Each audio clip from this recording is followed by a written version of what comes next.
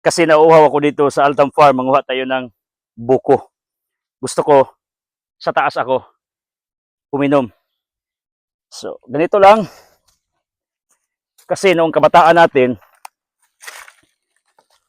lahat naman tayo nakasubok ng umakyat doon sa taas. So, let's try the job. If this is possible.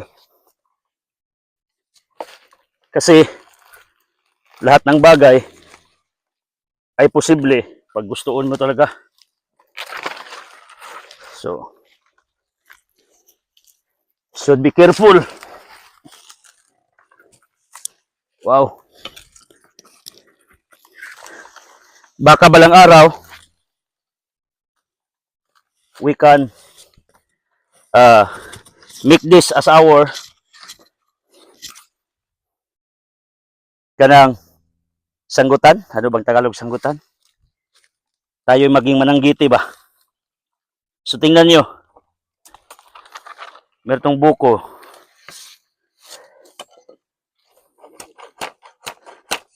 So, ano Tors? Agila? Sige, pakita mo.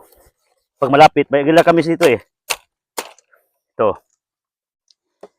Banog-banog, variety. Iba yung agila sa Davao. Iba rin agila namin dito. So, sana hindi bibigay ito eh. Let's try. Wow. Sakto ni Tors. Ito. Inom tayo. Wow. Perfect. Pakita ko sa inyo. Perfect. May mga bagay talaga nang kailangan ay pasensya. Matagal ko itong hinintay kasi dabong paniagi. Tingnan nyo. Oh. Kumain akong ng nangka. Ligyate tiyan natin kasi naniwala ako sa ibang sabi ng mga matanda.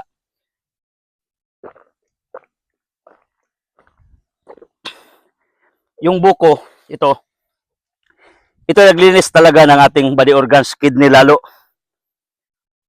So, isa sa pinaka-powerful na tanim ko dito, ito yung niyog. This is good for our health. This is for money making. Dollars ngayon ang niyog. Isa ito, 50 pesos or 60. I don't know sa inyo doon sa mga cities nyo, magkano ang isang buko. I know, mahal. Lalo na pag ikupras, 2-3 niyog, 1 kilo na. So, tirahin mo Tors, malapit. Kasi gusto namin ipakita sa inyo, mayroon kaming banog-banog dito. Sige, konti. Yung agila. Ito, napakababa pala, nasa likuran ko. Sige Tors.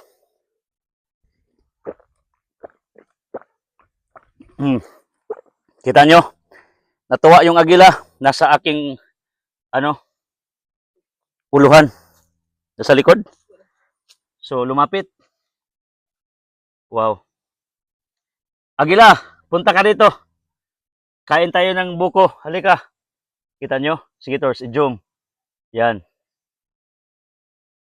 Malapit. Kuha. Marami kaming dito. Banog-banog or another variety of Philippine eagle.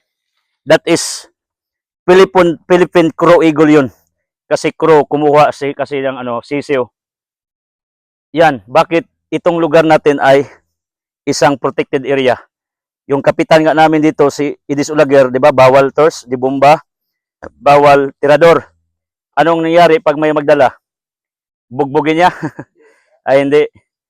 Sumunan. Patawag barangay. Yun. Kaya nga, this place is now sanctuary of different animals. Bawal sa amin ito yung mga tirador. Kasi yun naman ang tama according to the law. Hindi lang dapat dito. Kahit sa inyong mga bayan, politicians, watch me. Kasi maraming mga politikong nagsubaybay sa ating mga turo. Bago ko lang alam yung isa sa mga leaders ng Calabasita, si Tatay Sampitan. Pinuntahan namin yan every May pag magpista, isang Baptist church member. Kung nagpipista siya sa Calabasita, nakikinig at nanonood sa akin, sabi na kayong anak si Leticia. Yun. At maraming mga politiko nanood sa atin. So yung pinakita kong agila ngayon is an indication how a blessed this place kasi meron tayong mga ibon dito. Hinayaan nating mabuhay. Hindi natin tinitira yan. Hindi natin kinukuha. Hindi tayo kumakain ng ibon. Huwag dyan. Mga endangered species yan. Philippine Crow Eagle yan. Kaya nga, kaibigan kami ng mga Duterte. Nandyan pa? Na? Sana. So, umalis na. Kaibigan ko yun eh. Alam namin kung ulan. Alam namin pag hindi dahil sa kanila. So wala to. Sige Tors, ipakita mo. Ato ning tiwason.